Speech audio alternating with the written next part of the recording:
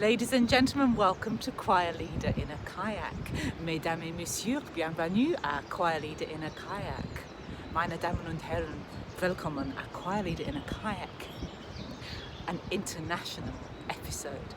This week's episode is all about earning your wings and flying and then getting your wings clipped and finding new ways to soar.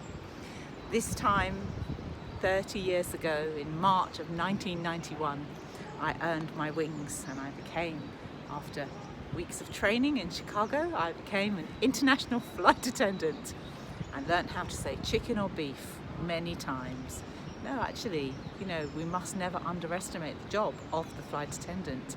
The training is important. You need to learn how to evacuate an aircraft, how to assess situations. Of course you need to learn how to cook meals and all the rest of it, but that is not the purpose of the flight attendant. So I earned my wings 30 years ago and it was a very proud moment.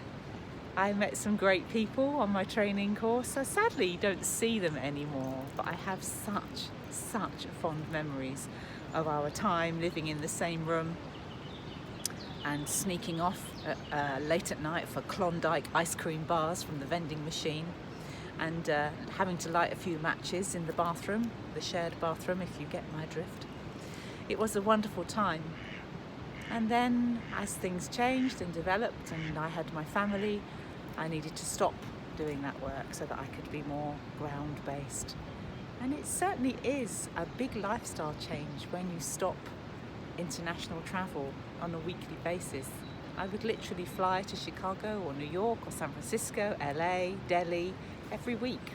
My life was always in a jet lag state, always tired, always looking for the next opportunity for a nap, which I suppose you could say was quite good training for what was to come for the next 15 years of bringing up small children, because they certainly don't give you much opportunity to have a full night's sleep.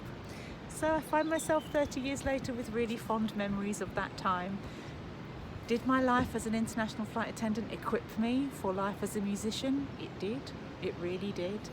It allowed me to look after my customers, to think on my feet, to have information bombarded at me whilst conducting music and to be able to change what I needed to do in the moment.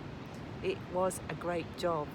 These days, I fly when I create and make music and write music. And thankfully, it doesn't come with the same level of jet lag. It's as exciting. I have to say, of late, I have been dying to throw my clothes into an overnight bag.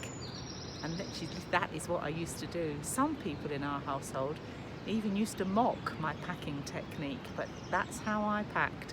Throw it in a bag and off I would go. And I miss that sometimes. So there we are, when the opportunity next arises, that's what I'll try to do. Fly away, spread my wings, and I watch the swans here on the river when they are just about to take off, and they look so heavy, and their white wings are spread out so incredibly far, and they literally, it's as if they run along the water, and the sound is deafening, and you watch them, and you almost think, they're not going to quite make it. They're not going to quite make it. So I find myself rooting for them. Go on, swan. You can do it. You can do it. And then the moment that their webbed feet leave the ground and those beautiful wings are soaring, my heart lifts for them. Have a super duper week. Lots of love. Bye-bye.